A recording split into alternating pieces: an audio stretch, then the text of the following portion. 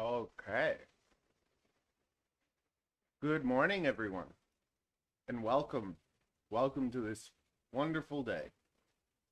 So, today, well, first of all, really excited. I'm going to have retic babies coming, super dwarfs. So, the pairing was a 50. Let me just make sure I got this right. Sometimes I forget the percentages of my animals. So, Jasmine has eggs. She's a fire tiger het purple albino, a 68.75 super dwarf. And I paired her up with Nintendo, who is a 50% super dwarf. He's an ultra het anery. So, no, I didn't. I lied. I paired her up with Hercules, who is a 75% super dwarf, purple albino. So we're gonna get, I'm hoping I'll get a couple albino, fire tiger, platinums. Yeah, albino. I still am waking up, okay? I got up today, took a shower, cut my nails, because I'm gonna show you some snakes. I'm gonna show you all my available babies, and that's gonna be fun. I'm just enjoying my breakfast right now. And hello, welcome. Hi Frank, good to see you. Thank you for being here. We're gonna have a whoop-de-doo-dah of a time. I have these big windows, and two of them have blinds, or two of them have curtains, and one of them doesn't, and the one that doesn't has the sun shining right into my face. So it's quite wonderful. Also, Ariel has the day off, so I don't know how long this peace will last. But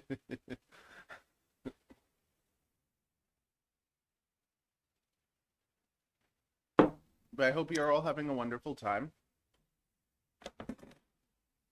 I'm going to be building a computer soon, so I have like this computer body. It's a nice little white area that I can show you stuff on, so that'll be good. Hello, Tutu. Nice to see you. Good morning to you too. I was like, GM, General Motors? What's going on? Okay. So I'm going to move the camera now. You're not going to get to see me anymore. Yay. I'm going to point the camera down here, and we're going to look at a whole pile of snakes from a bird's eye view. It's going to be so exciting.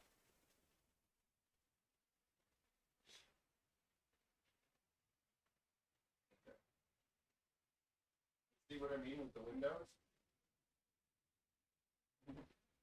Okay.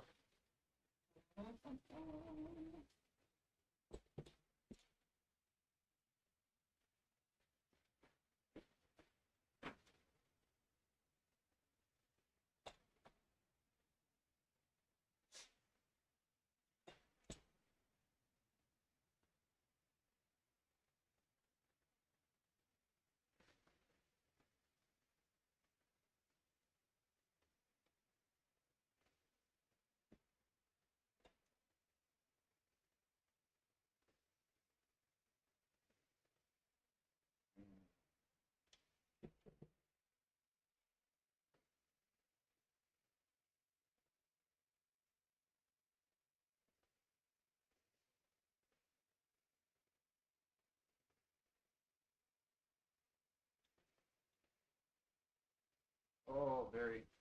No, that's not good.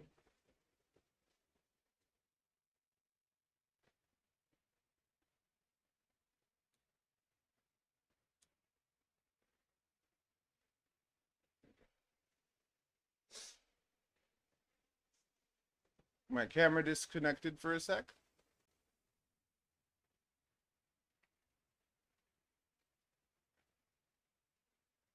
Come on back. Okay.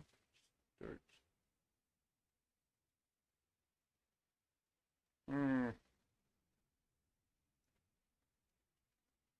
Okay, we're back.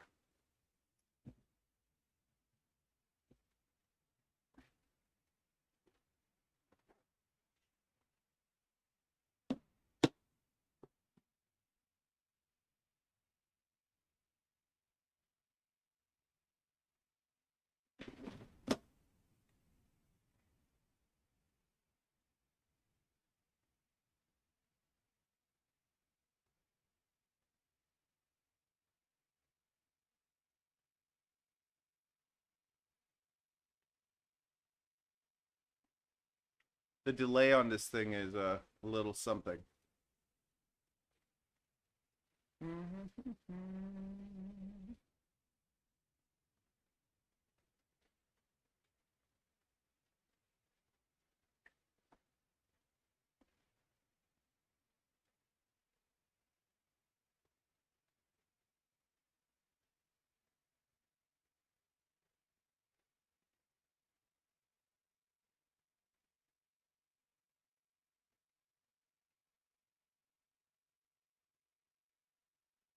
Is anybody seeing the snake?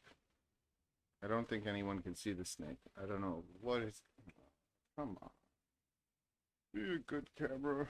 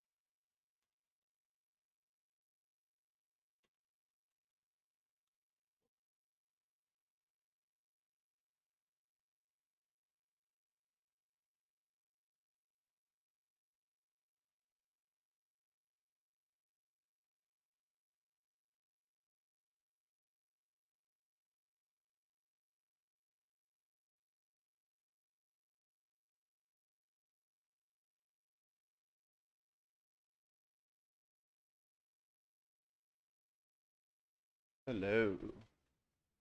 Are you guys still there? Can you see what's going on?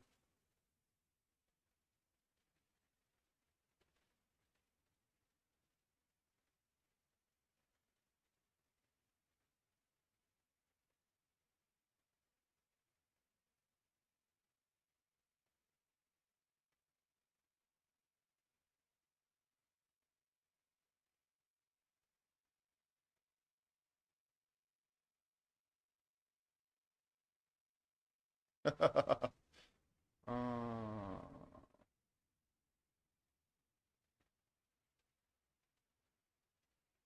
okay, it's the tip. It's the top of my computer. And I'm gonna disconnect and reconnect my camera.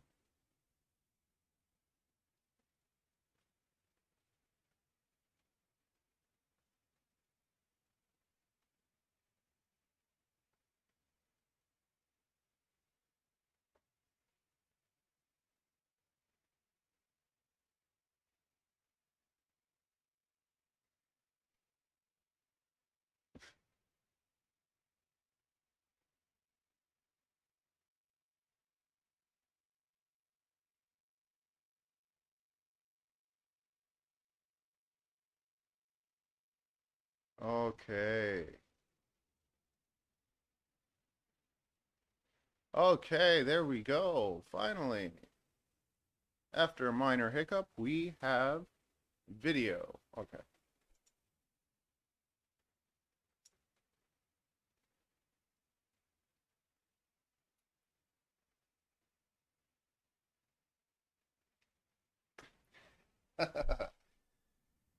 Okay, so this is, I'm going to show you some normals, and these are what my normals look like. All of my normals are 100% het anery and 66% het albino. I sell these guys for 150 bucks. And usually when I show people snakes, I only show them like after a fresh shed. I've decided to kind of revamp my whole website. So what I'm going to start doing is, instead of just having pictures that people look at of snakes, they can check out the snakes in video. And then that way it's like you can see a video of the snake, you can pick the one you want. And I think that's a lot nicer than just looking at pictures. Because I know whenever I have to buy snakes, like from somewhere else, just having one picture to pick from is, it's just not as enjoyable as actually getting to see the animal in person. And also these streams, I haven't really known what to do, and it's not crazy busy, so I figured it'll give us something to do. You can look at all the snakes, and you can talk to me, ask me any questions you want. We can have a nice little morning together.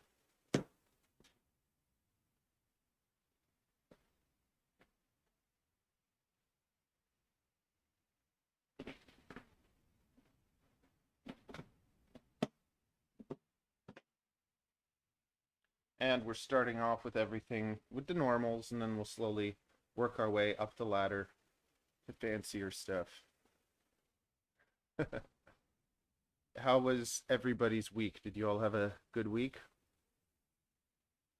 Anything exciting happen?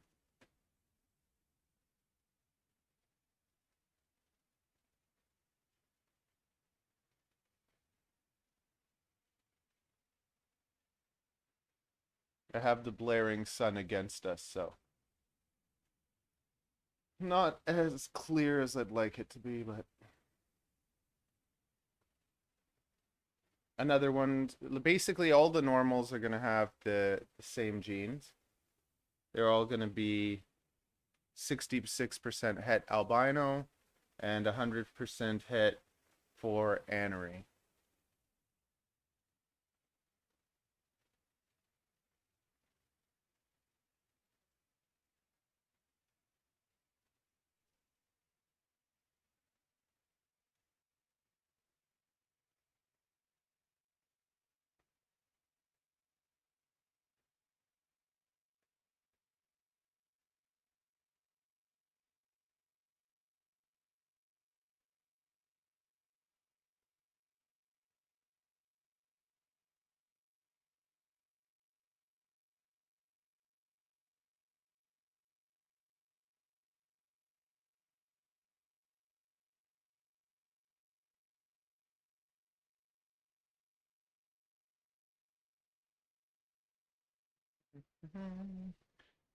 Okay, let's move on to the next.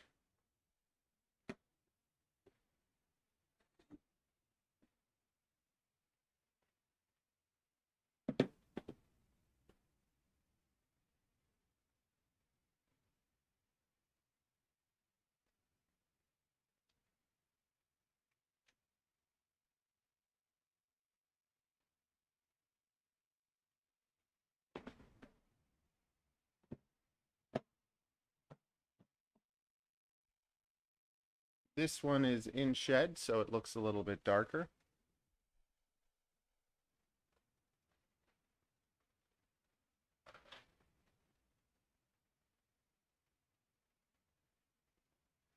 Yeah, my website is if you put my name.ca, you'll see what's going on with the website.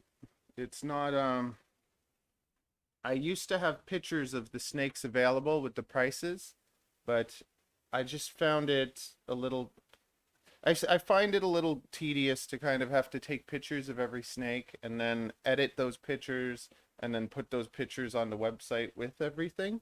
So now what I'm going to be doing is I'm going to make an album in YouTube with all my snakes that are available, kind of like this. So right now I'm doing this video to show you kind of everything that's available, but I'm going to take each of these snakes like after they've had a fresh shed, and I'm going to make like a 30-second video just kind of showing them. And then what's going to happen is on my website, it'll say available snakes or available boas. You're going to click that button and it's going to take you to the playlist that has all my available boas. And then you'll be able to kind of look at all the videos and pick out the one that fancies you.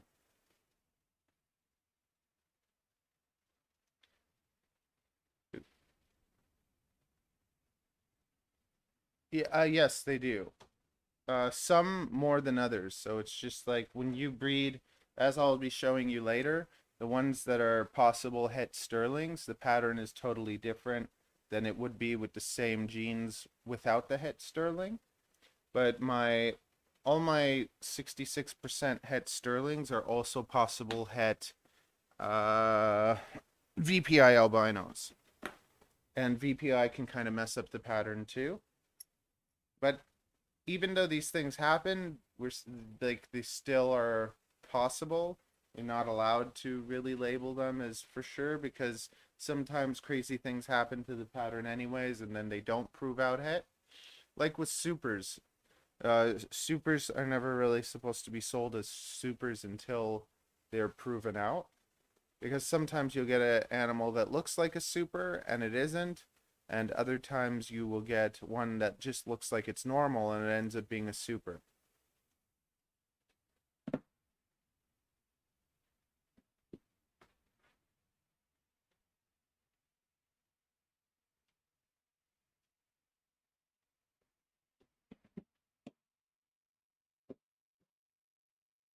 Actually, like most of my normals stay pretty bright.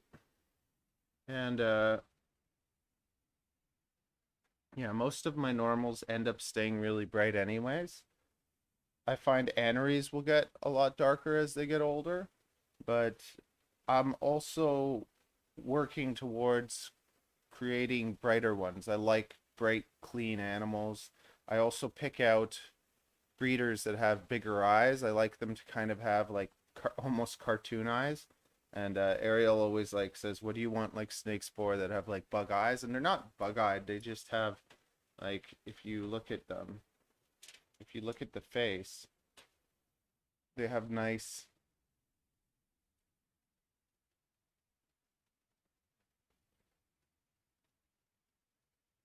The light is in the way, but they have very nice eyes.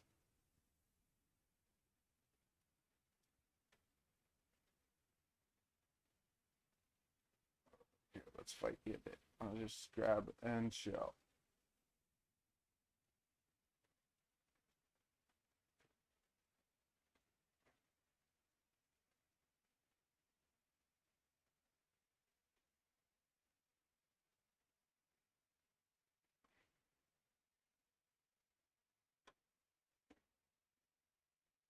The when they're in shed they go darker, but then after they shed they look brighter.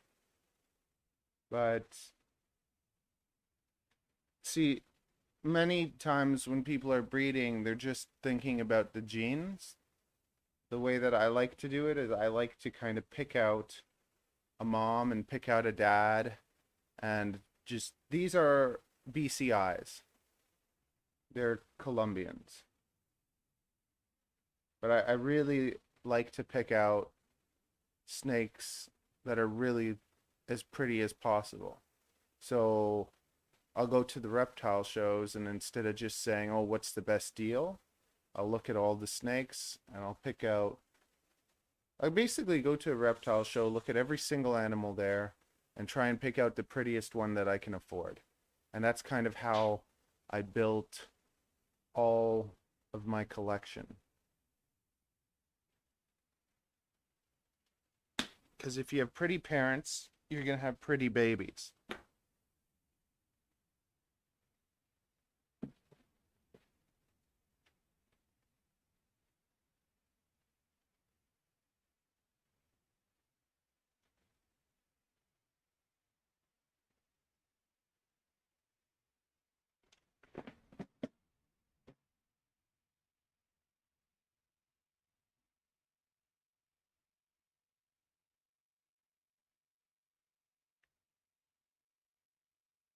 I also don't really try to produce normals. Like I'm doing other things and some normals are the result. So as my breedings kind of keep upgrading and I'm getting like fancier snakes and holding back and growing snakes with 3 genes and 4 genes and then putting them together, I'm going to have a lot less normals. So the nice thing with the normals is they're pretty popular. It allows anyone to kind of get into having a pet boa without having to spend an arm and a leg. But I prefer in a way to kind of not produce as many lower end animals because I would just rather produce, let's say, 30 snakes that are a lot more valuable than 60 snakes that are a lot more cheaper. Because the more you make, the more work that you have to do, the more you have to sell, and if you don't sell them, then you're taking care of all of them and it all adds up. So it's if you are kind of like thinking or getting into breeding, I'd always say instead of buying a whole pile of cheap stuff you can afford, save up your money and get like the two most expensive snakes you can get, breed them every couple years, and really enjoy them. I think that's kind of almost a better way to do it. And then you see a lot more people then with really exciting projects.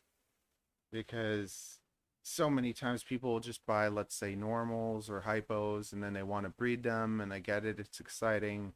They breed them, and then, oh my goodness, I've only taken care of 2 snakes, and now I all of a sudden have 20 of them. What do I do with them? I don't know what to do. And then they bring them to the pet store, and then the pet store has a whole pile of snakes that they have to take care of, and lots of the time they don't all end up making it.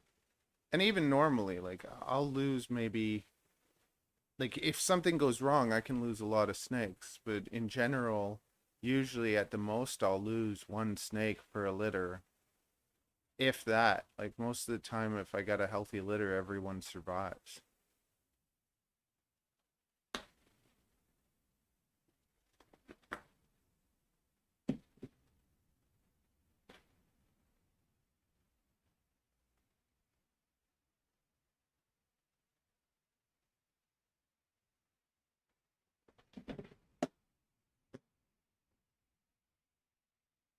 Okay, we got 1 or 2 more normals, and then we move on to more stuff. Yeah, hashtag save the best. No, wait, yeah. Keep the best, sell the rest. Okay, we have some more people. We have 6 people, and I only see 2 people talking. How's everybody else doing? Come, say hello, ask questions. I'm showing all my available boas today, but also happy to engage in discussion. That's why we're here. That's why I'm here. As you can see, all these, like I actually fed all these snakes a couple days ago, so, but you can see one by one their behavior. You can see that they're not scared. I'm not getting struck at. I spend a lot of time playing with them, especially when they're born, so that when you get a snake off of me, you can take it and have really positive interactions, and they will eat. You take them home, you put them in their home, and you feed them.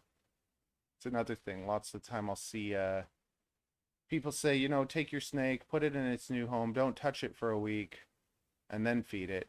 For me, I always say, take the snake, put it in its home, and feed it right away, because if you feed it right away and it eats, then automatically it's going to go to the warm spot, calm down, chill, and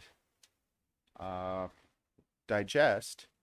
And then after that, it's already spent a couple days just digesting, relaxing in its new home, and then it's going to start opening up and being ready to go around. But my snakes aren't really scared, so most of the time when you're getting struck at, it's because there's something wrong with the snake, or it's scared.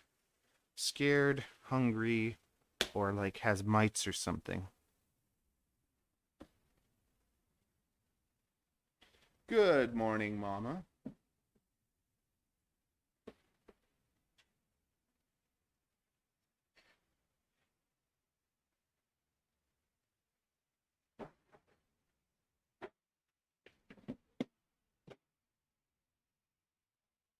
Okay, the very last normal.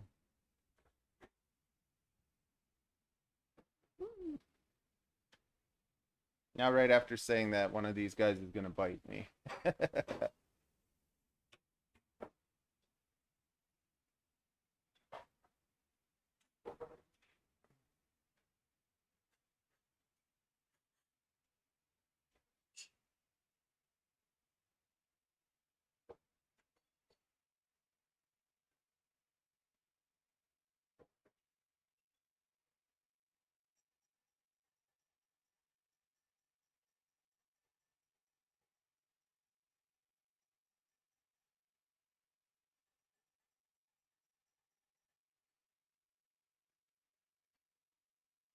I cut my nails for you guys. I don't know why my nails grow super fast. I think it's because I'm a hairdresser, and when I'd always be washing hair, the water would stimulate growth or something.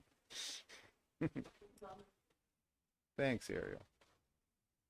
Thanks for your loving support. Always so much loving support from my wife.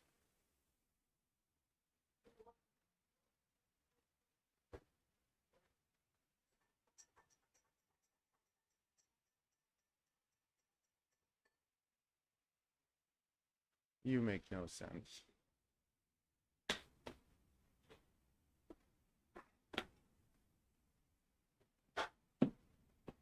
Okay.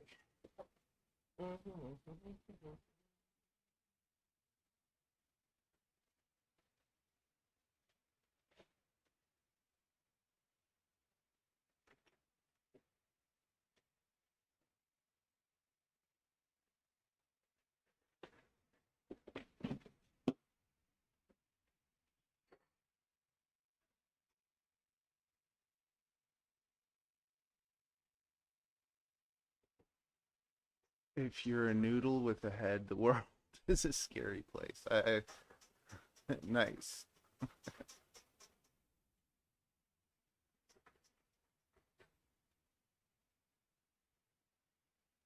I was gonna do my own little Clint episode where I dress up like Clint and be like, "Hi everyone, look at this. This is an Anery boa. Isn't it so stinking cute?"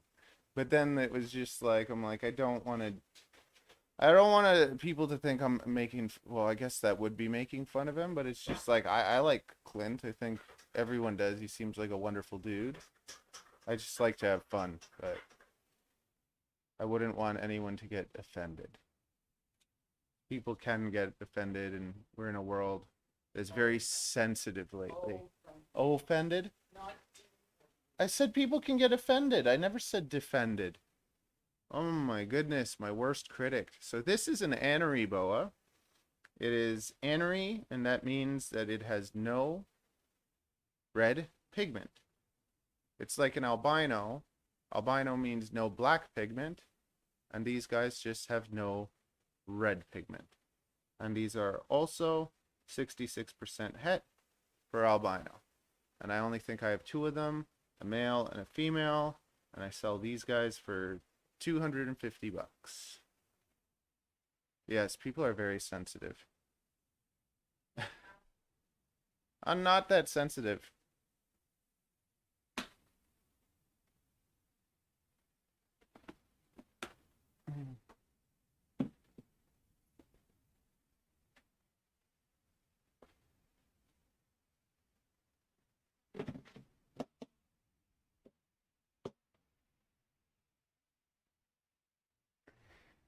Here is the other one.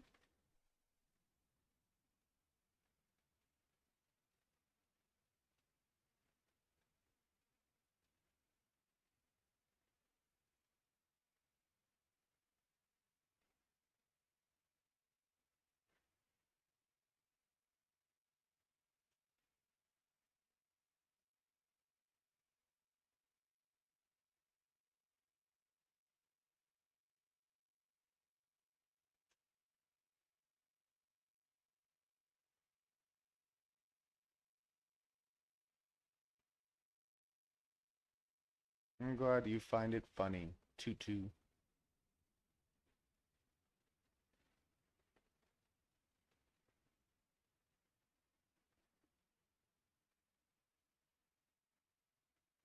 An equal opportunity offender. Explain. It's too early in the morning for me to understand, Frank. Okay, so those are my two. It all depends. You basically send me your address on Facebook, or you go, yeah, you send me your address on Facebook, or you go on my website and you submit a payment request or something like that. It says it somewhere on my site, where basically you fill out the form, I gather your information, and then I send it to my shipper and he lets me know. Yeah, last time I think we had a lot of fun at the end of the day.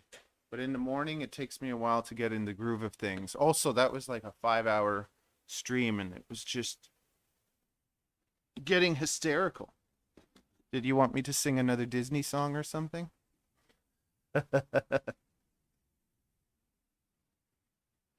Like my wife is here today too, and like everything I say, she's like, "That's so stupid," or like, she's just putting me down. She is basically the villain character in my life. Okay, Ian, nice to see you. Welcome. And you know what? On the 12th, we're going skiing. If you guys still want to and you got those coupons, we'll go on the 12th.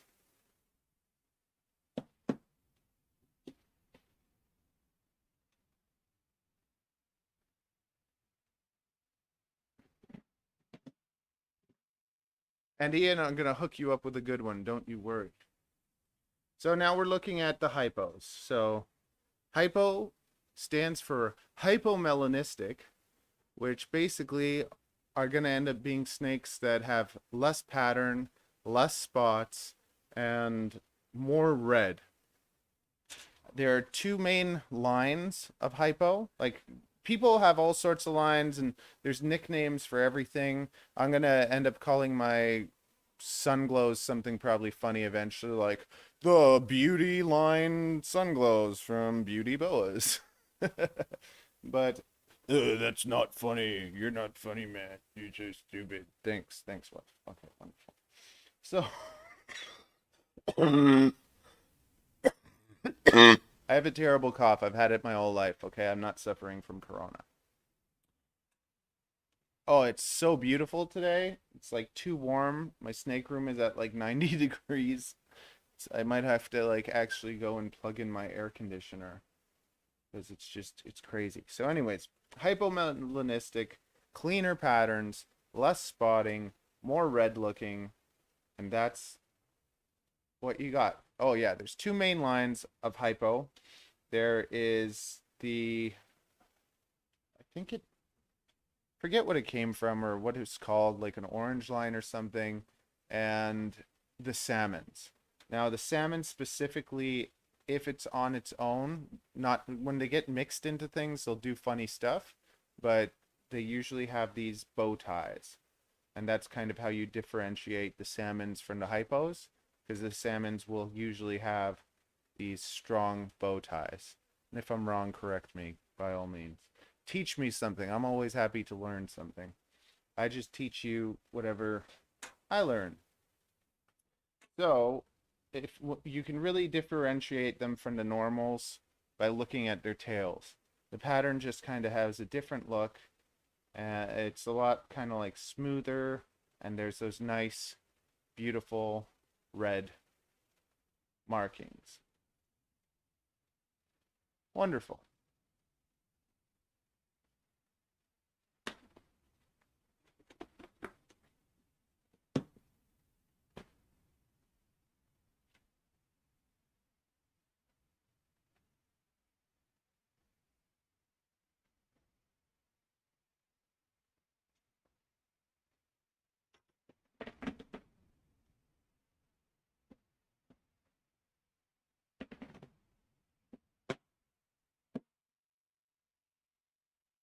This is another hypo. Good morning, Nameless Collector. Welcome back. Starting to get a nice little crew going on.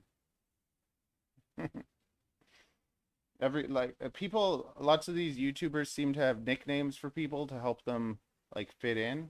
I couldn't think of a corny name for you guys, so I'm just gonna call you all friends. Like, hi, welcome back, friends. It's just like, hi, rattlers, how you guys doing? Or like, what's the other one? There's a dude named Nick Nimmin, and he calls his followers the Nimminati. Uh, Hi, Nimminati. Welcome back, you Nimminatis. Just like I don't have a corny nickname for you guys. I'm sorry. I call you all Noodles. Hi, Noodles. How you guys all doing, my little noodles? Welcome back, Noodles. And then like anyone like news like, what? Did I just get called a noodle? Toodles, Noodles.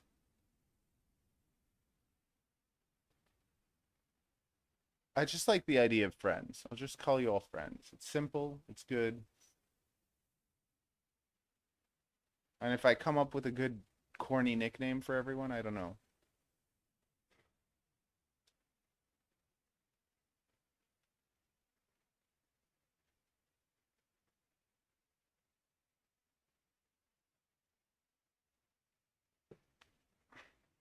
I don't really care to have any like creepy like because as people's YouTube channels get bigger, they get like people that like idolize them and get creepy and stuff. I don't really care for any of that. Beautiful people. The beautiful people. The beautiful people. Okay. And now for the last hypo that I'm going to show you. So you guys notice those two kind of look the same or similar. And lots of times snakes that have the same genes look the same. Oh, come on.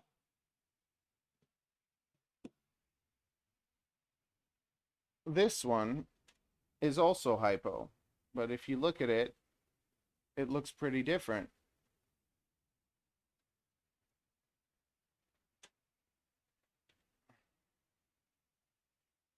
So this one is 66% het sterling. So you can see how the pattern is like really, really clean, even cleaner than the other ones. Sterlings have no pattern. So it would make sense that this het sterling, it has almost no spots on top, but it's also possible het VPI. And if you go look at pictures of baby VPIs or het VPIs, they have a very similar look to this. And then, so the other hypos, I sell them for $200. This one is $500. And even just on its own, it's a beautiful, beautiful looking snake.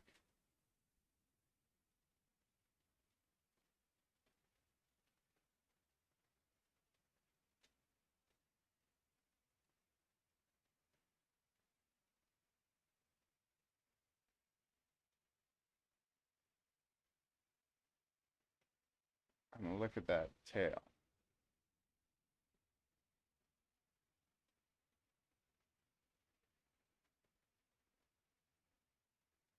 I look at other people's channels too. Like I look at the other boa keepers and I try to like I check what their most popular video is and then I'll try and do a video like that or something.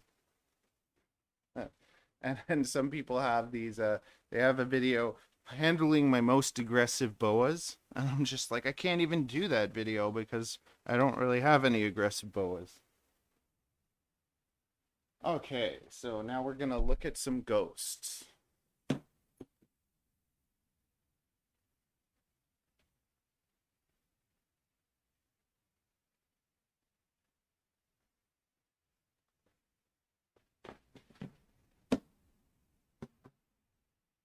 So I have two ghosts available.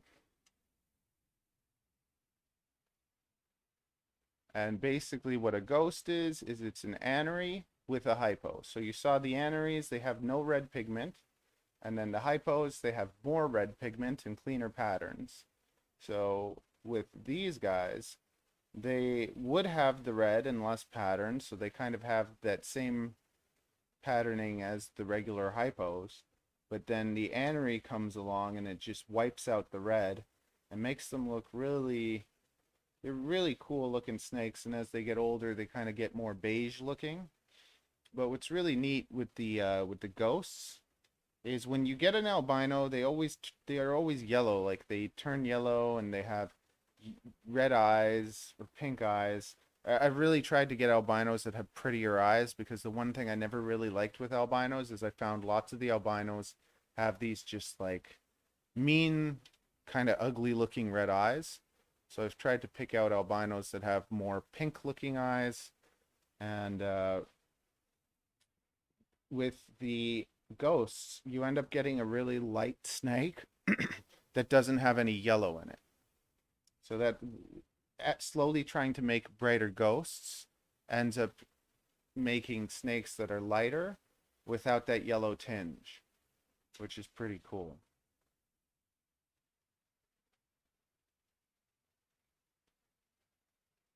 But you can see on the sides, they're like almost white. And the eyes, they have beautiful, very beautiful eyes.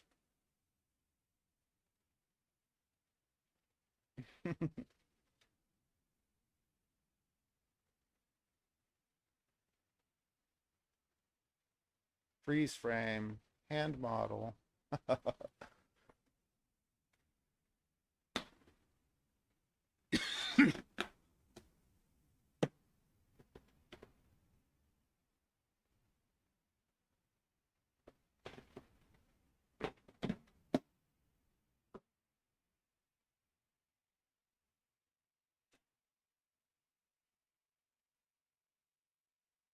Here's the last ghost. I believe I have one male and one female. It's funny because if I end up producing a lot of males, I just end up telling people, you know, males are great, they stay smaller. You can have a nice, beautiful male boa and know that you don't have to worry about it getting as big. You can maintain a male boa and keep him around 6, 7 feet, and that's pretty easy to do with feeding them on reserved feeding schedules. And with females, you're probably going to end up getting 7, 8 feet. You could get even longer. But I keep my boas pretty small, and I feed them more maintenance meals. Like, I think that it's better to feed my animals in a way that kind of almost leaves them a touch hungry, so that when the next meal comes, bam, they eat it and I don't have any problems. Whereas if you feed them weekly even, and you're always stuffing them full of food, they just end up getting really big fast, pooing all the time, and more work for you. It costs you more to feed them. It takes more time because you're cleaning them more often, and it's not as good for their health. So for me, I'd rather just kind of feed them enough that they stay nice and healthy, they're lean, and when I do feed them, I do give them a little bit of a bigger meal than I would if I was feeding them every week. So I'm not feeding them like every 2, 3 weeks some sort of pinky. Like they're eating a rat fuzzy. Like you can see they ate a couple days and there's a nice little lump. So, and then they'll go 2 weeks, maybe sometimes 3. I'll look at their bodies, and if they're starting to look a little skinny, okay, let's feed you. And if they're looking good, then sometimes I'll let them go a little bit longer. Yeah, that's what you should do with me. My wife is like the best cook ever. Like, she can cook so well, but she doesn't cook healthy. So I feel disgusting all the time. I'm like happy in my mind for eating the yummy food, but my body is like, what are you doing to me? Nothing but garbage in my fuel tank. Yeah, I'm getting like gout. My foot hurts when I walk. Okay, so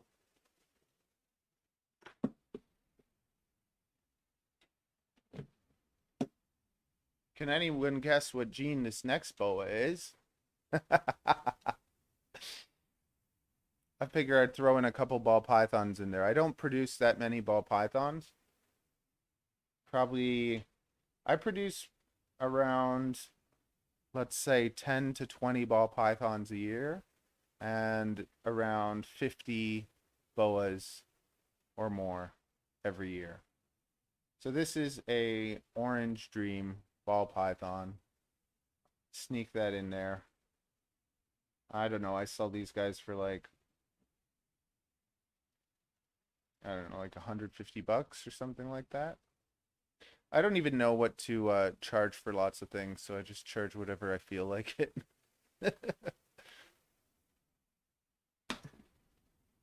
What? It's true. Like I'm just like, oh, I think this is worth about this.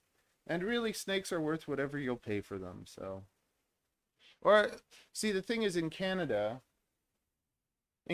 people are charging way less for snakes than they are in the States, and it's not because they're like not anything less. It's because want to sell them quicker. And to me, that's not really good. Because we have a much smaller population. Well, we don't produce as many animals as in the States. In the States, there are so many snakes, there's so many different options, so you'd figure it would be cheaper. But the American dollar is worth way more. And then lots of the time the Canadian prices are not even matching the American ones. And it's just because people want to get rid of their animals as quick as possible. And like for me, I look at it like this. I take my time. I get them eating properly. I get them behaving properly. Oh, I sell my ghosts for 400. And so, for instance, this snake right here is a champagne orange dream. I saw one of these for, when did I saw one of these for like $500 American. And then the people here, lots of the time I think are selling them for like, I don't know, like 250 or something. So I'll sell these for like 350.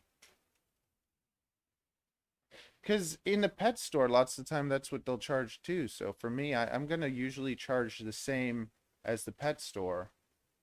I don't match the breeder's prices. I'll match the pet store prices.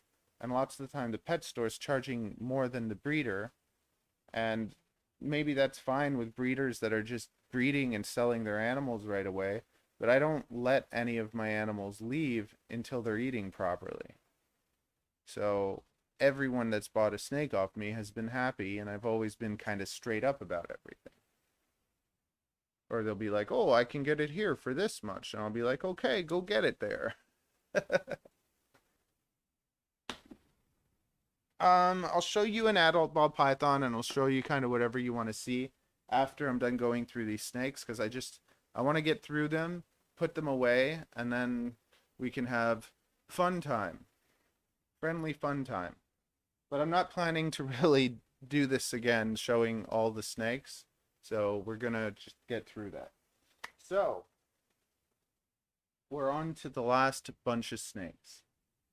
They are hypo, motley, 66% het sterlings, possible het, what's it called? VPI.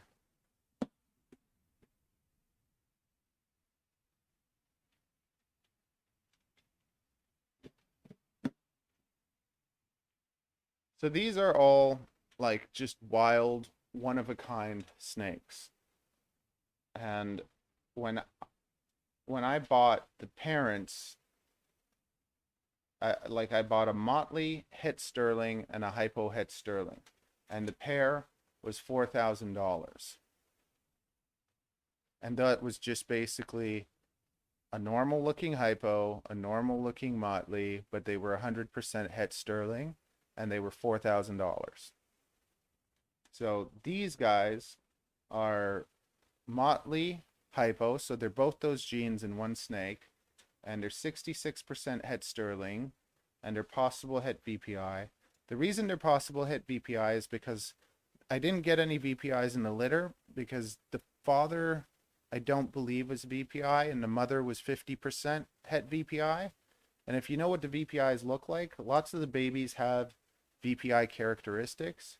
So I'm pretty sure that the mother is het VPI and has passed that on, but I can't really say because I don't like it. She was a 50% het VPI, so each of the babies is basically a possible VPI.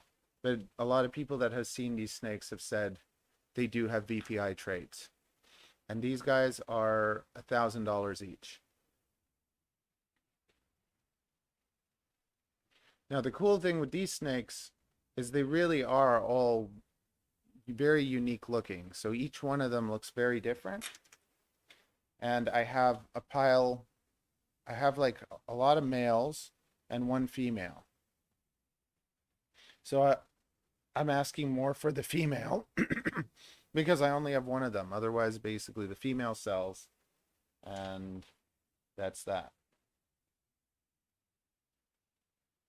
So this one's cool. It has like these two almost stripes going from down his neck with these spots. And then in the tail, hello, welcome John Borderi. I'm from Toronto, Ontario too. Well, I'm in East York, so nice to meet you. Welcome to the channel if it's your first time. I'm just showing everyone all the snakes. This one is squeezing its tail. Let me just relax it a bit. Are you making a little Cinnabon? Okay, so look at that. Look at the tail on that.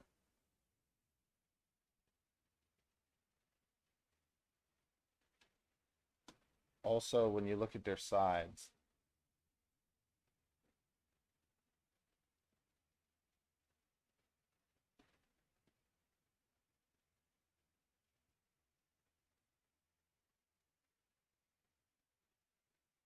very cool side pattern.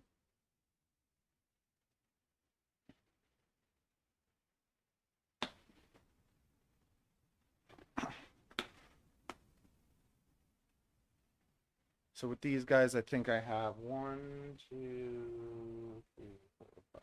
I have like 4 males and 1 female.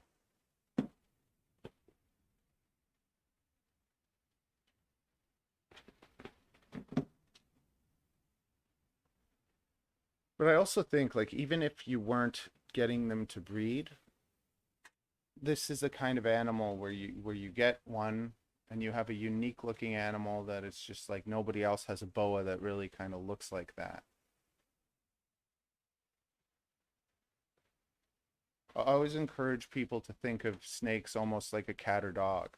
People will buy a cat or dog and spend $1,000 on it, and that animal lives like 10 years. It costs them so much to feed, and then at the end of the life they start getting sick and they spend money trying to fix them and keep them alive. They end up costing them way more than a snake ever would. Whereas for a snake, you put that money in and you purchase it right away, and then after that, if you take good care of it, they cost you almost nothing. It costs you about $100 a year to feed a snake. The VPI does what to the color pattern? It's just, it gives it a different look. So I'm gonna show you these guys, and you're gonna notice the difference between them and the last one that I'm gonna show you, because the last one is really unique and is kind of my favorite. But I've also heard that sometimes in the VPI, what you'll see is inside these patterns, you'll see like a change in the color. And I'll bring back the hypo that I showed you before to kind of show you, because that's the one that to me has the best example. Or if I was to bet on one of them for sure carrying VPI, it would be that hypo. But I don't really work with VPI. So when you don't work with a gene, you don't get to study it as much. You don't get to see it. So it's like when you're working with snakes that are carrying certain genes, you start seeing similarities and you start seeing like the look. I do ship to the US, but like the shipping is pretty high sometimes. So for instance, I imported a snake from the UK. The snake cost me $1,200, and I ended up having to pay $800 to ship it. So same kind of thing. Like you're going to be looking at probably around anywhere from $300 to around $800 to get a snake to the States. So it can be worth it if it's something really unique that you want. But if it's just to get kind of a regular snake, I always tell people I can connect you with other breeders in the States that I'd recommend, and do that. Just because it is ridiculous to have to pay so much for shipping. And let's look at that tail.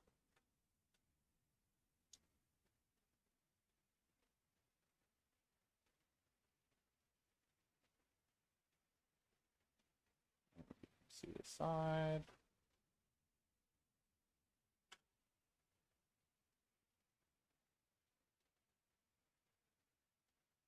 Also, their head stamps are pretty cool. It's hard to see here, but they have really interesting head stamps.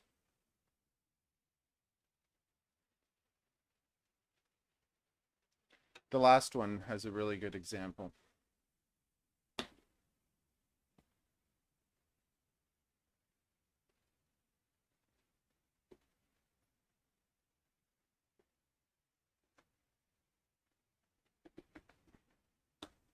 Okay, so I'm going to bring this one back just to show you.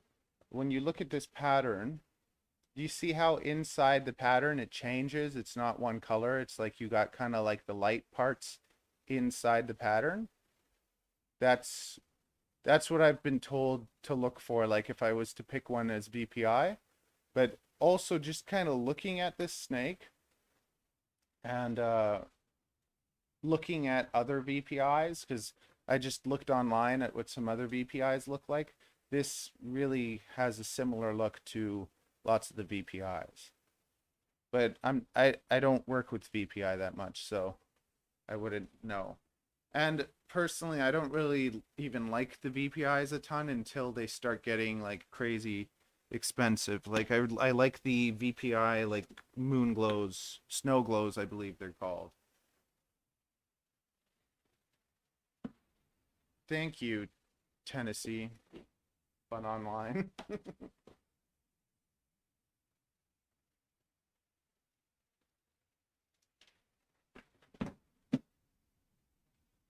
Okay. Here's another one. So they start off with these kind of like really cool spots, and then down this one, like halfway down, it has a stripe that connects all the way to the bottom. And you can see it's had a nice little meal.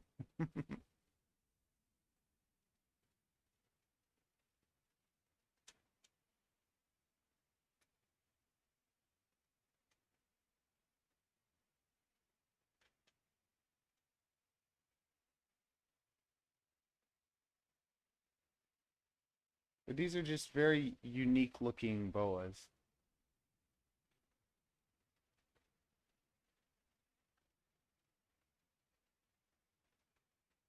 And the sun is getting like brighter.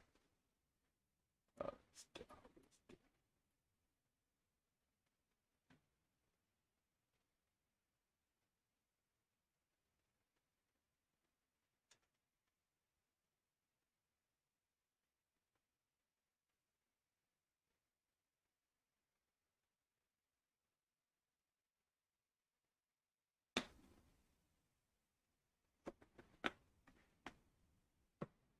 okay, two more.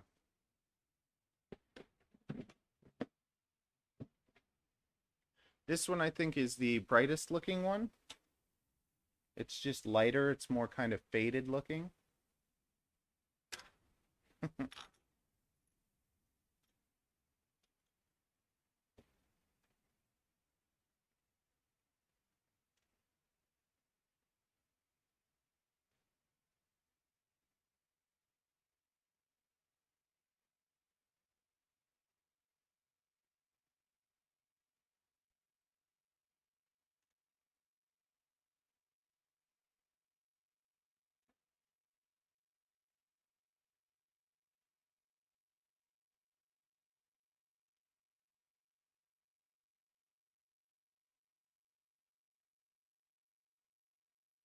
Okay, and now for the last one, the final snake.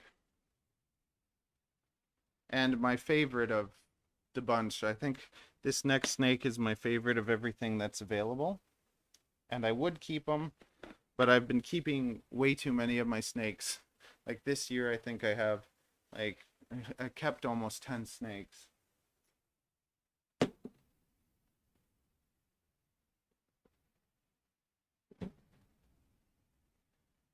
So I don't know if you can see how different this one is. It's just it's a lot darker. So it has a really like strong, it almost has one stripe from head to toe. Head to toe. But it's just, it's darker.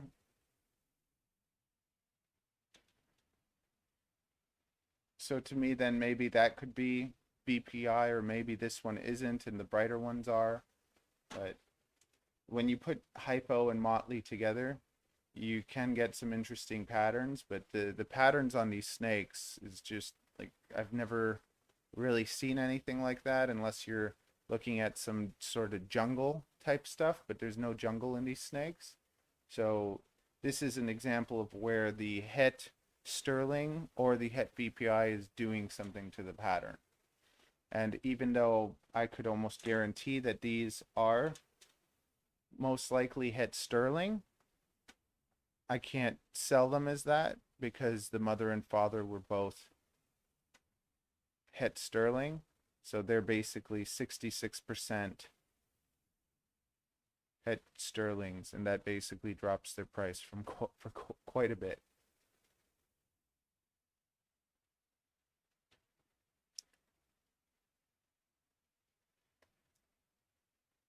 So I only did that pairing once, and I'm not going to be like, as the collection grows and everything, I'm never really going to be pairing 100% het to 100% het as much.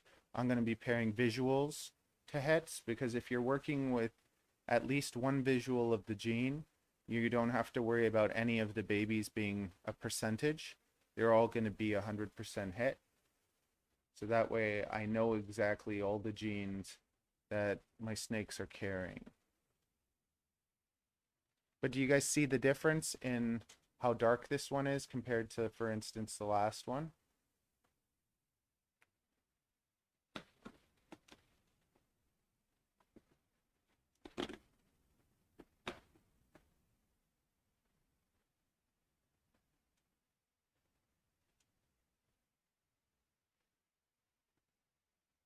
When you see them side by side, you can really see, like, the one is like faded and the other one is like super bold and dark.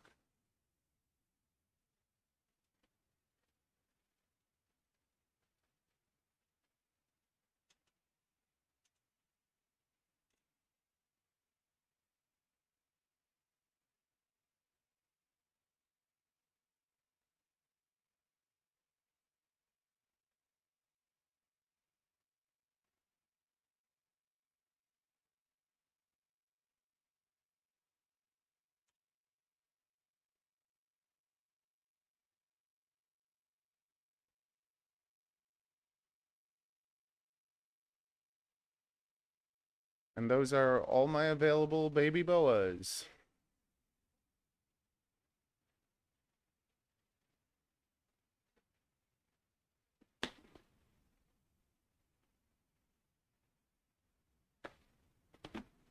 Okay.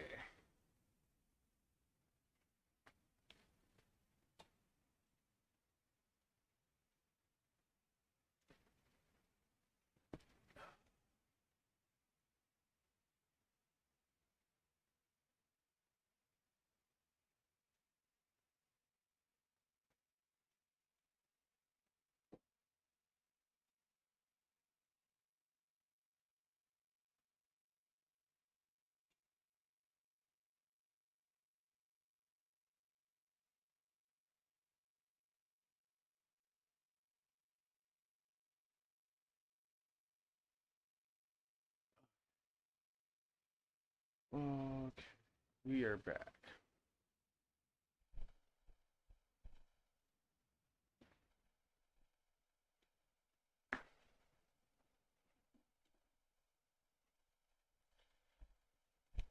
Okay, everyone. So you got to see them all. Why is it not? I moved my camera and it like disconnects. I'm gonna just reconnect it.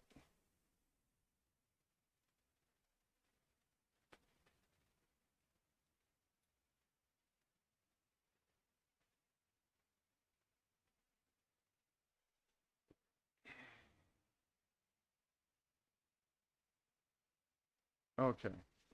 And let more light in.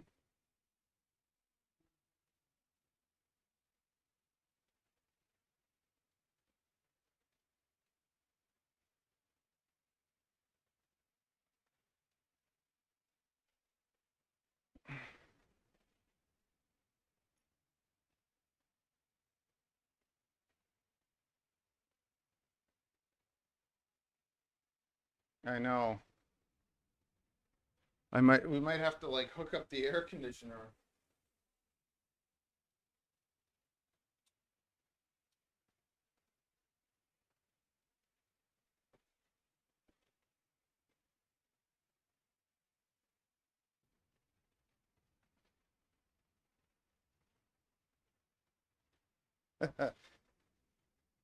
Oh, it's just, I guess the cameras are not, well, I don't even know. I think the cameras are not made, like it's a Canon M6 Mark II, but I have a long cable on it and it just, maybe just, it's not meant to be moved or something while you're streaming, but maybe. You can't find a lot of, like, it has a 10-foot cable on it, so, and it's also connected to like a dummy for the battery. So I don't know. Okay, so now what does everybody want to do?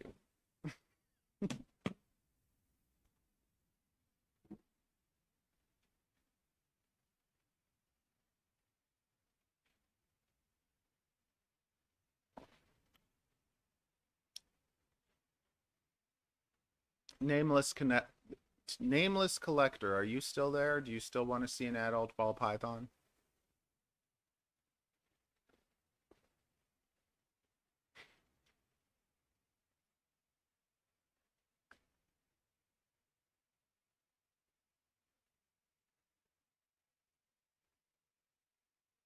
My wife is home, Frank. Give me a Disney song, I'll do it.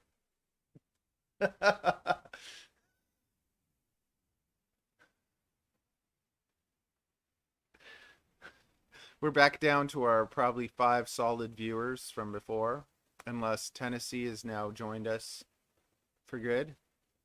If anybody has not joined us for before, I uh I sacrifice my dignity to entertain you by doing karaoke. Also, I think I'm going to be pointing people to this video when they're looking for snakes, and then they're going to see this, and it's going to just ruin me. But Frank, let's do it. Come on, give me a song. And I'm gonna be verbally abused by my wife as well.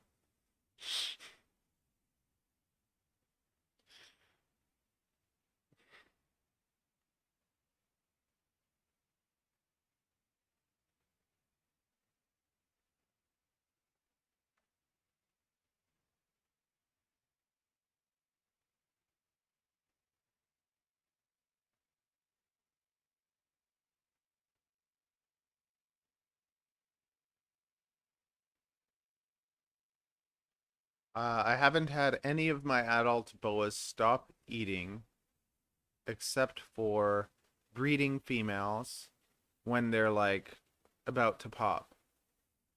But other than that, I've never had feeding problems once they get started. So I've gone through months where I have problems getting snakes to eat, but as soon as they get on track and they start eating, I never have any feeding problems. And that's because I'm also feeding them a lot more moderately. So when I even the snakes that I want to breed in the future, I don't feed them like crazy. I'll feed them enough to kind of get them going, and then I maintenance feed them because everything is almost moving so quickly that there's so much stuff kind of like being produced and whatever that it's like I put snakes together. If they breed, great. If they don't, it's okay. And I'm not really trying to push for anything. So I find that when you are pushing, when you are trying to get the animals to grow faster, they will go through stages where they don't eat. Winter time will come and they won't want to eat as much, but because I'm feeding my snakes, my adult boas are only eating once every 3 weeks. So when a meal comes, they're ready to take it. If I was to be feeding them weekly, then I'm sure that they would go on hunger strikes sometimes.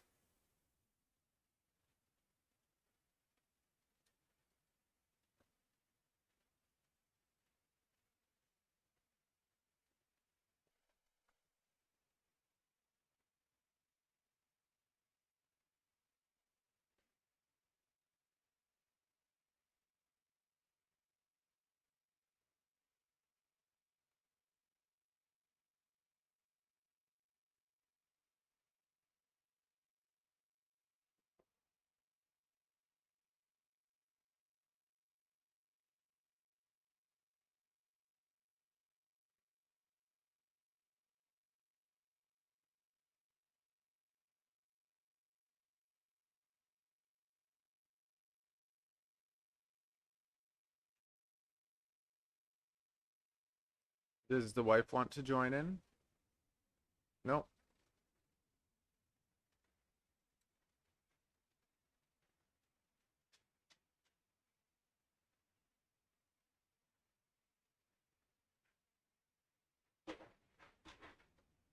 Okay, everyone, feel free to talk.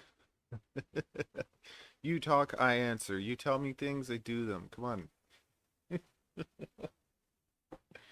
Matthew, you're so boring. Well, I don't know what to do.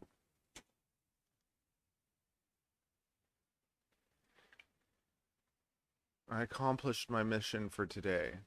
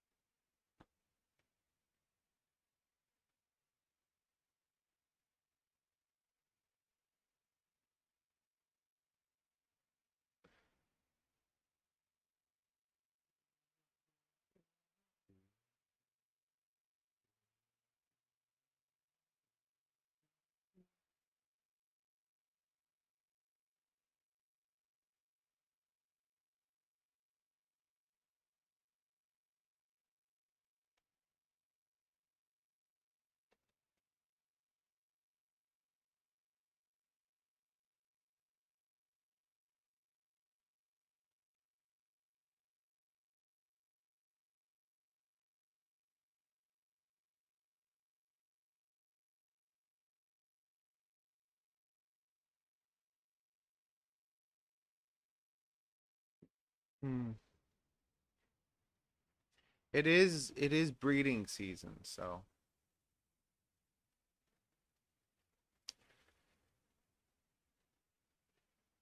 how old is he? Do you know how old he is? And is he losing weight? Because if he's just not eating and he's not losing a ton of weight, I, I don't really know. I can't tell you. I have had I've had babies go 3 months without eating. Actually, ooh, I forgot to show you. I have a sun glow available that took a long time to get eating, and now he's finally eating. Oh, yeah. So he might be coming to the end of the road. Did you keep him for 25 years? Okay, I'm gonna go grab that sun glow. I didn't show it, I forgot it. Because it was taking a long time to get it to eat.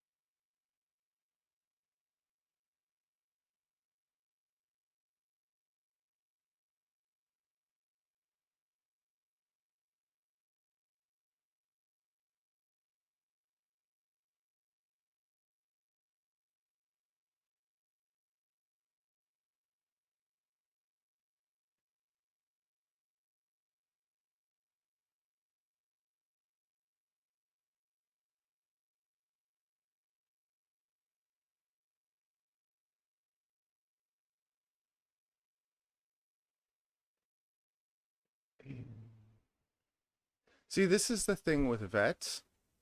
I find that most vets know less about snakes than I do. So I don't go to the vet. I don't really believe in them.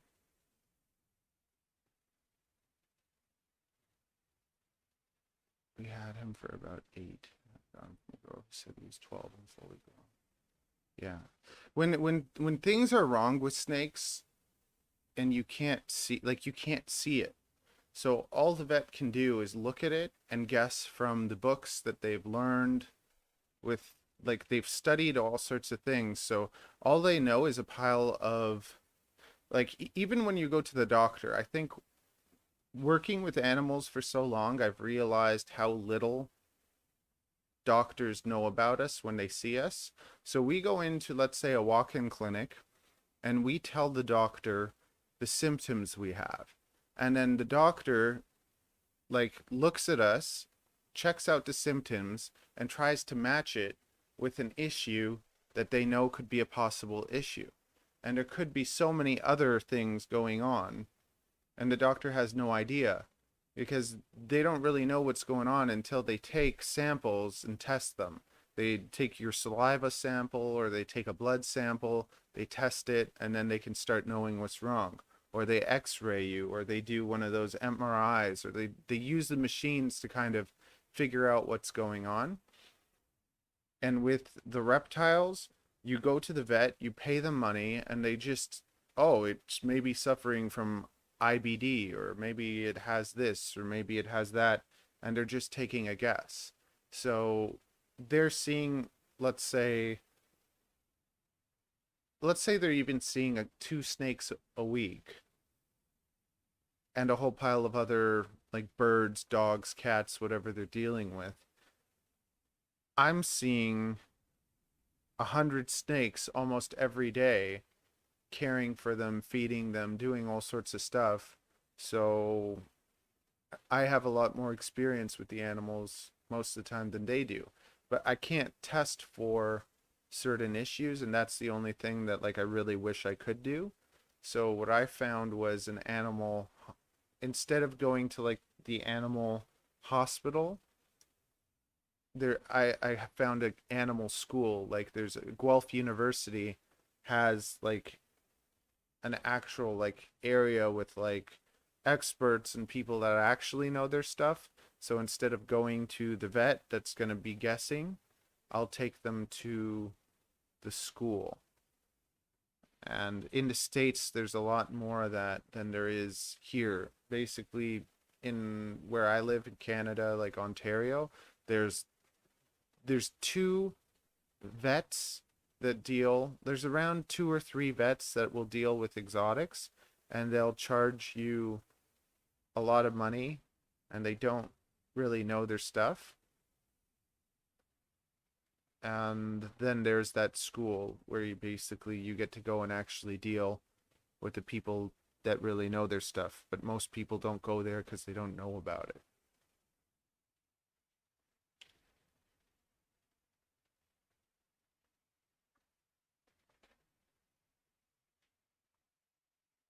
Yeah, exactly. And it's going to usually be cheaper.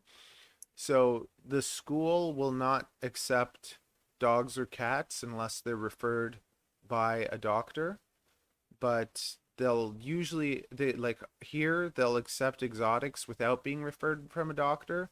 So that's great because it's like you get to skip the step. It's like instead of going to the nurse, you're going to the doctor. So you're going to the experts right away, and you get to skip out the middle person that's just going to charge you $100 to see your animal. And it's just like when you go to the vet and you bring your snake and they look at it and they don't know what's happening, do you still have to pay them for that? Because personally, for me, I don't think you should. Like, I am a hairdresser. If somebody comes to me and we talk about a haircut and then they don't get a haircut, I don't charge them for a haircut and I don't charge them for a consultation. To me, it just doesn't really seem fair. And if I had a vet office, I wouldn't charge people unless we're doing something. Because lots of the time the procedures and stuff cost so much that okay, we're going to charge you $80 to $100 to look at your animal, and then we're going to charge you $300 to do a simple cyst removal or something.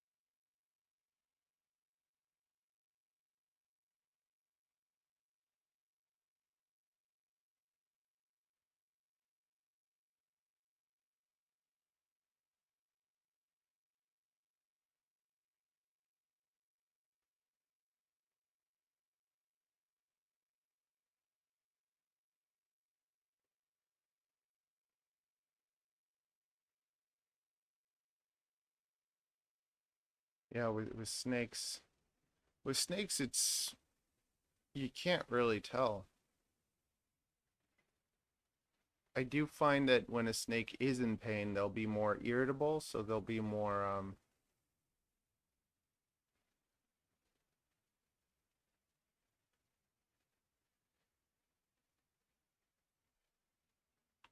usually if a snake is in pain, they'll be more irritable. They'll be more when you try to pick them up, they don't want to be picked up as much.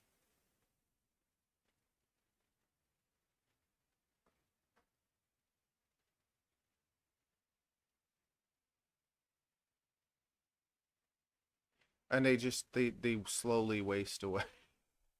It's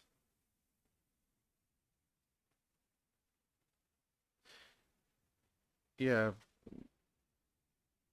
I think I've lost maybe like I've lost a lot of babies and that's just normal. I have had one snake. I think I've had one snake that's just kind of just died. I haven't had any snakes die of old age yet, but that's another thing that I almost kind of find good with snakes is that basically one day you'll just find a dead snake. And that's what happens. Like they go. They don't I don't think that they suffer the way like a dog will, having arthritis or whatever. So if he enjoys being handled and he's not in pain, because when a snake is in pain, they are more defensive, they are more nippy, and I've seen that with rescues. So before, like right now, my collection is established, and I don't really rescue much. Once in a while, but most of the time I just don't because it's too risky to bring a snake into my home and then have it, if it infests the other snakes, it'd just be a nightmare.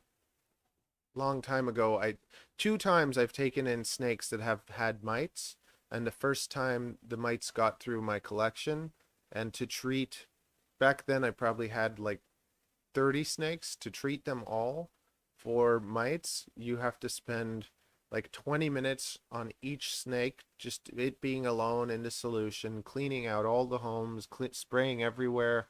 Like it's such a nightmare. And I basically was able to totally get rid of the mites.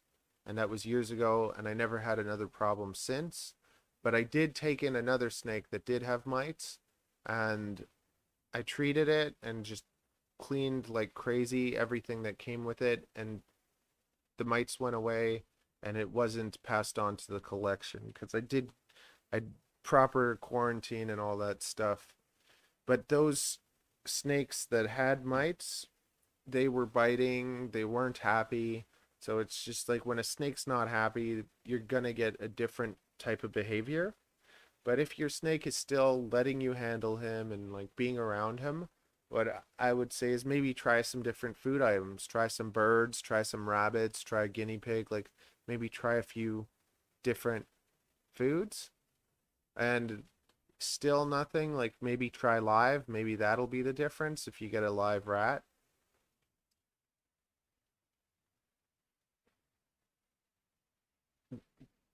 Those are basically the things I would try. And I've never really worried that much about snakes not eating because they can easily go half a year without eating and that's not going to get them. Snakes can go almost like adult snakes can go almost a year without eating and still be able to kind of make it. And right now specifically is the breeding season.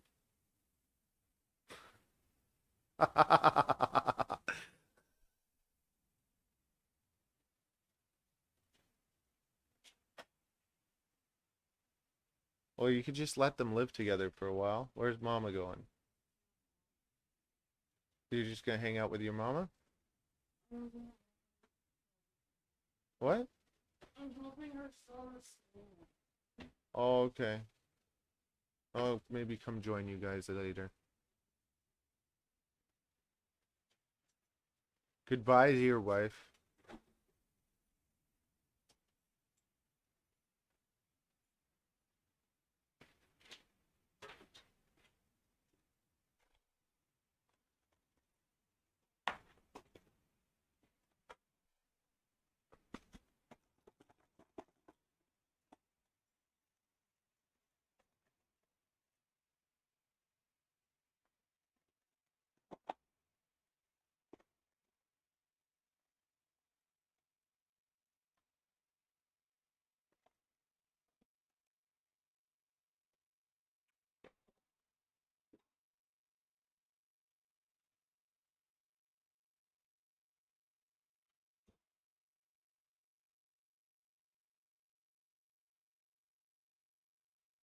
The wife is gone. We're free now.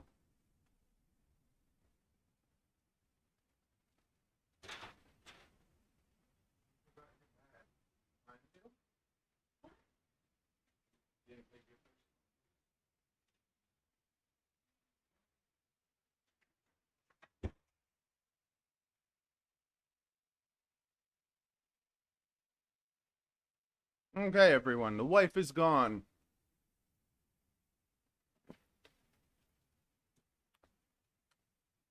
Now I can behave more ridiculously. Frank, I dedicate this song to you. Here we go. Let's see if we can have some fun.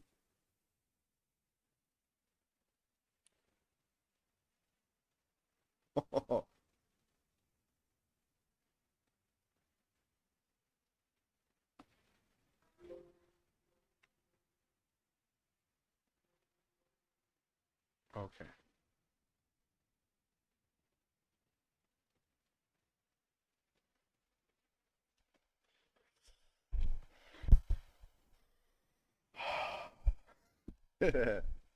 Okay. Look at this stuff. Isn't it neat? Wouldn't you think my collection's complete? Wouldn't you think I'm the girl who has everything? Treasures untold. How many wonders can one cavern hold? Looking around here, you'd think, sure, she's got everything. I got gadgets and gizmos aplenty. I got who's its and what's its galore. You want thingamaboobs? I got 20. But who cares? No big deal. I want more. I want to go where the people are. I wanna see 'em dancing, walking around on those, what do you call 'em? Oh yeah, feet. Flipping your fins, you don't get too far. Legs are required for jumping, dancing, strolling around on the, what's the word again? Street. Up where they walk, up where they run, up where they stay all day in the sun, wandering free. Wish I could be part of that world. What would I give if I could live out of these waters? What would I pay if I could spend just a warm on the sand? I can't remember the words. Bet you then they'd understand. Bet they don't. Reprimand their daughters. Bright young women, sick of swimming, ready to stand and ready to know what the people know.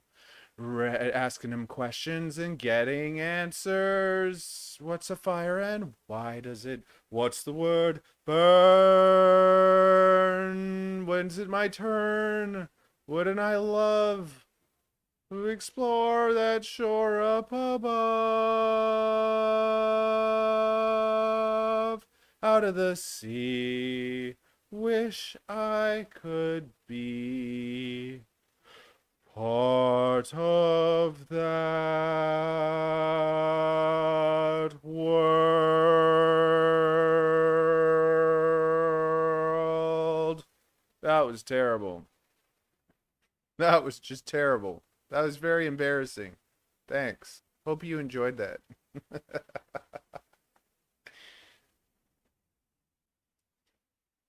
We still have 7 people. When you don't know the lyrics to a song, it makes it a lot harder.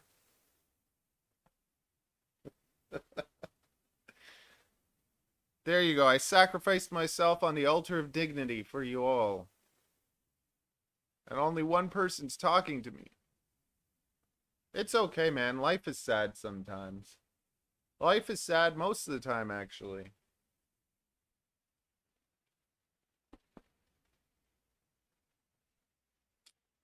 Do, do, do, do, do, do, do, do.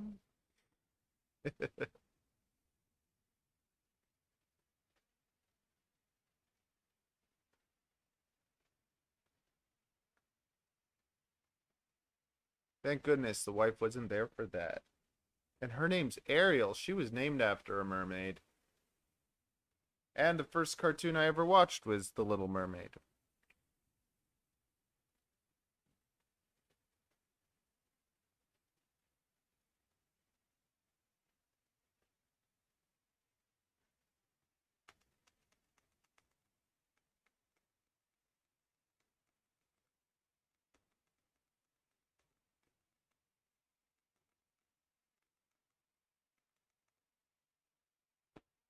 Oh, man.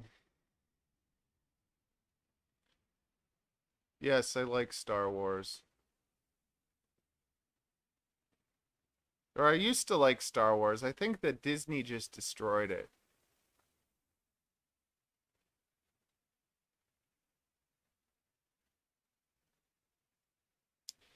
I just like with these things, I don't know what to do.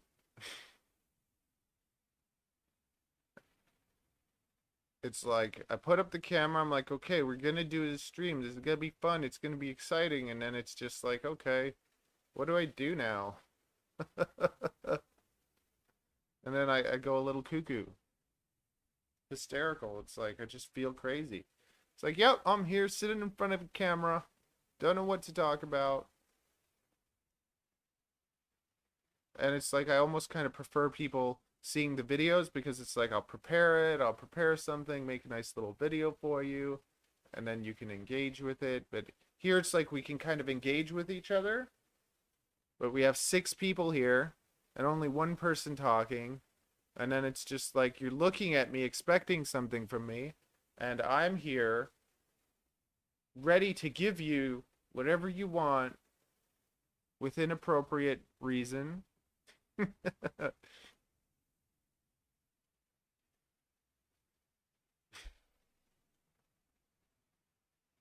Yes. She's like, the wife just took off, and I could have gone with her, but instead I decided to stay with 6 people that aren't talking to me. I still want to see green tree python. Sure, let's do it.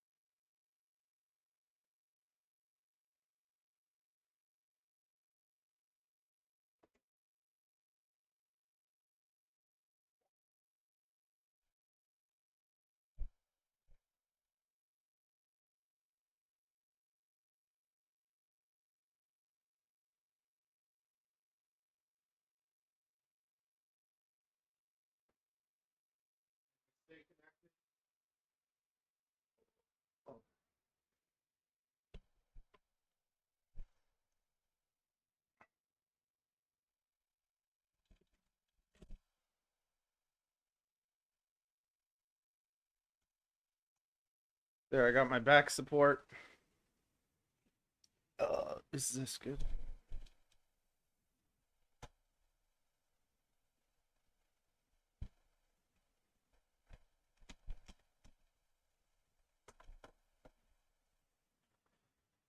Okay, see? Green tree python.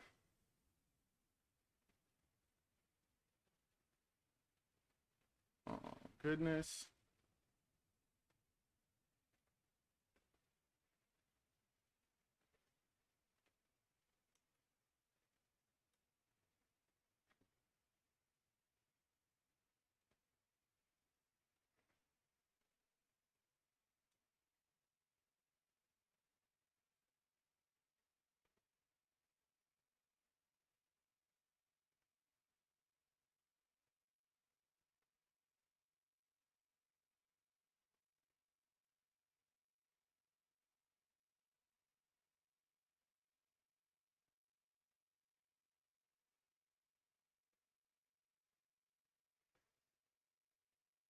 Yep, I'm reconnecting.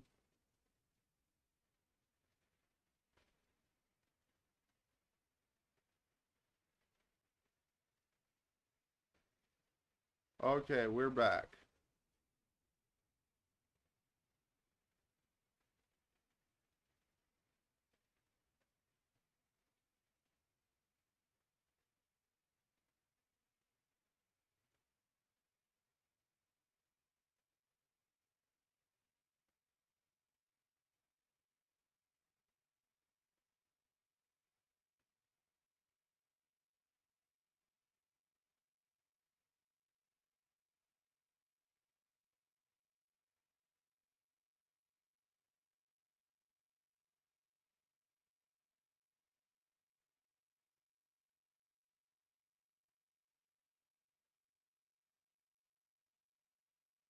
She's the girl. This is Genesis.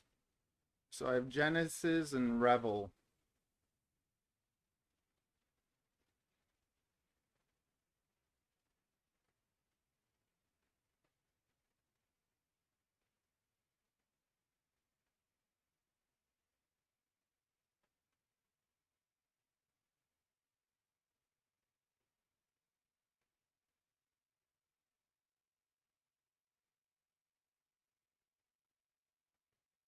Yeah, I handle them from the time they're small, so when you tame a baby snake, it doesn't untame.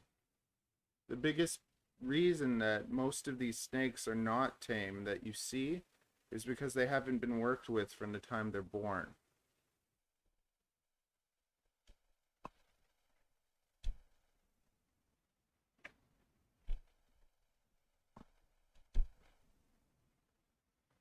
And I think that that's my biggest selling point, that when I work with, let me just change this.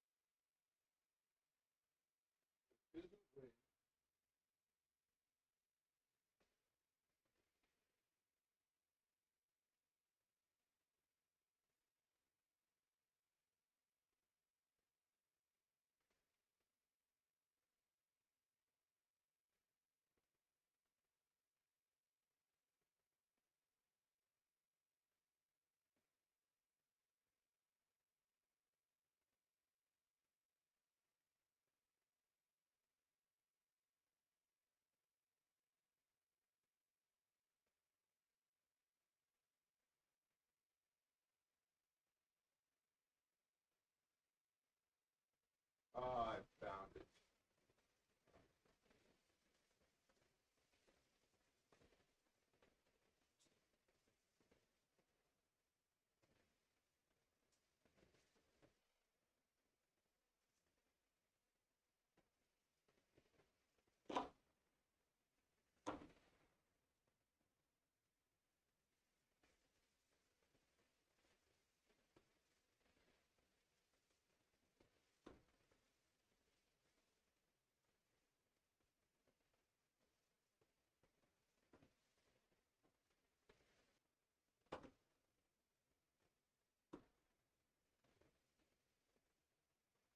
Okay.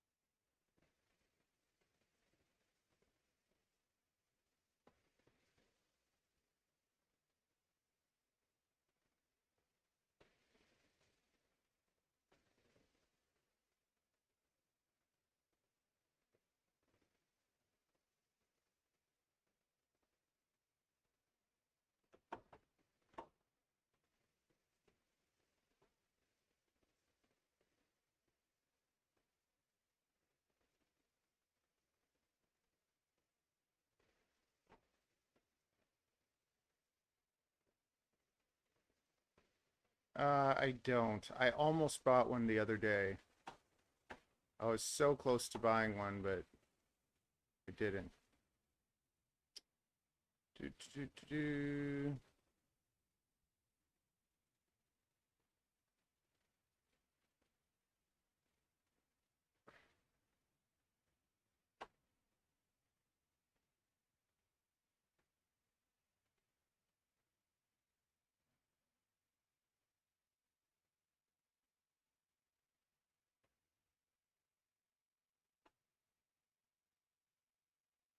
I'm getting a new computer soon, so hopefully this will all be better. Are you guys seeing this only in like 360p? Like, is the graphics terrible on it, or has it been okay?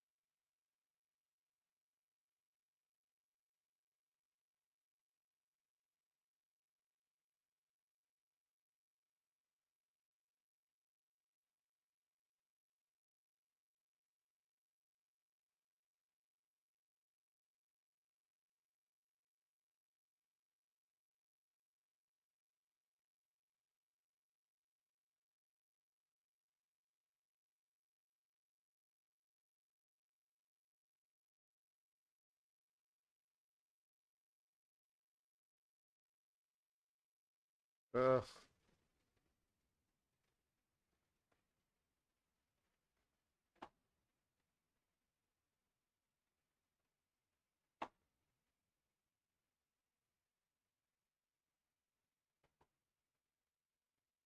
Okay, cool. No, I'm still learning how to do all this streaming stuff. And when I watch it, like usually I'm inside the YouTube streaming thing, but when I'm looking at it in the when I look at it inside the YouTube streaming software, it gives me such a small window, so I can barely see what I'm doing. When I'm inside OBS Studio, I can see what I'm doing, but then I can't see what anyone's saying. So I'm just like, I'm gonna have to learn how to put the text. I'm gonna have to learn how to put the text into OBS Studio so that I can see everything kind of more clearly. Still trying to learn how to do all this stuff. Valiant, I don't think I've met you before, so nice to meet you. Welcome. If you have any questions or anything, you're welcome to ask anything, discuss anything. I have a tiny little community right now, but it's a good one. It's a positive one. And it's real. I like to keep everything real.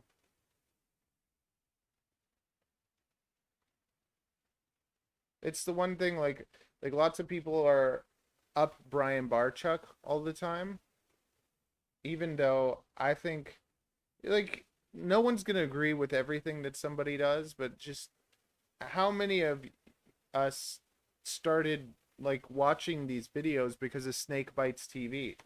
Like I remember years ago before I even had any reptiles, like he would have like his channel and you would get to see reptiles and he made it kind of exciting and stupid and everything, but it it was all we really had at the time. The one thing I never really liked was when he'd tease snakes to get them to bite him and then show that to people and like get people entertained and excited by pestering animals. To me, I want to do the opposite. Like it's not as exciting like for people to I guess see a tame animal as it is for them like if let's say the snake now bit me, that would be more entertaining, but it just doesn't it doesn't shed the right light on these animals. So it's just, to me, I'd rather, if I did get bit or something, I don't care, I'll show you. But for the most part, I don't get bit, and I'm kind of proud of not getting bit and of being able to handle my animals and have them be as tame as most, like, cats. I like comparing reptiles to cats because cats are clever, but they don't really care. They don't really they're not the way dogs are. Like, dogs love affection and they want your attention and they want you to play with them, and uh, they want that kind of stuff. And reptiles, they enjoy your company. I think that as we spend more time with them and get to know them better, we'll see that there is a little bit more to them than lots of people think. But I don't go around saying my animals love me or anything like that. I just try and treat them all well, and then they are safe around me. They feel safe around me, and we have a positive experience. I think that the most key thing is to just have that started from the time they're born. I really think that the first, like, moments that a snake kind of comes into this world is when you're going to get the chance to kind of program them. I think that they're very programmable. You can program fear into them, or you can program curiosity. And when they have that, like, the snake's not afraid. It has its natural instincts and everything. Like, it's cautious, but it's not scared. And if I was to scare the snake, I could get her to bite me probably pretty easily. With my boas, it's harder. It would be a lot harder for me to get them to bite me. But with these guys, they are a little bit more sensitive. They are a little bit more twitchy. They're a little bit more kind of reserved, and naturally they're just more hidden. So when they're out in the open, they don't feel as comfortable as if they're somewhere where they can kind of hide.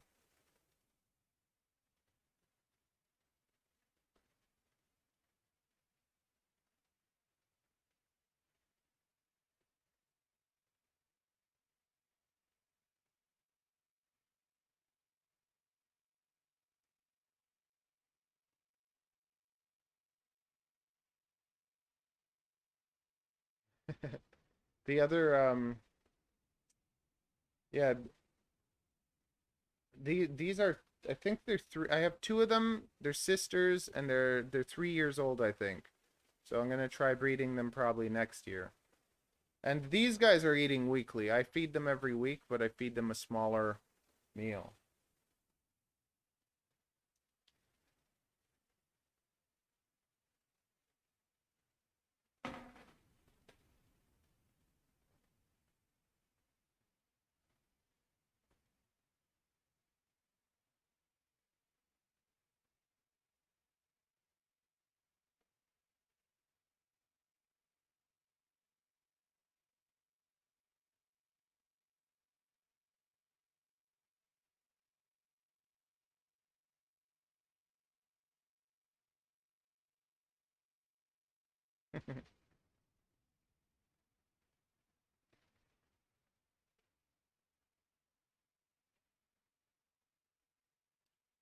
Anyways, I my lychee got away, and he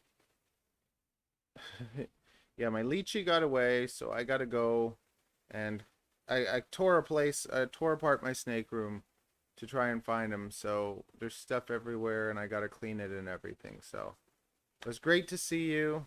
It was good to see you, Frank. Thanks for joining. Thanks everyone for joining, and we'll see you next Sunday, or in the videos. You can watch the videos. I always got more videos. So good to see you. Have a good one. Toodaloo. And I hope you're yeah, enjoy your time with your snake while you still can, if it's coming to the end, Frank. Have a good one.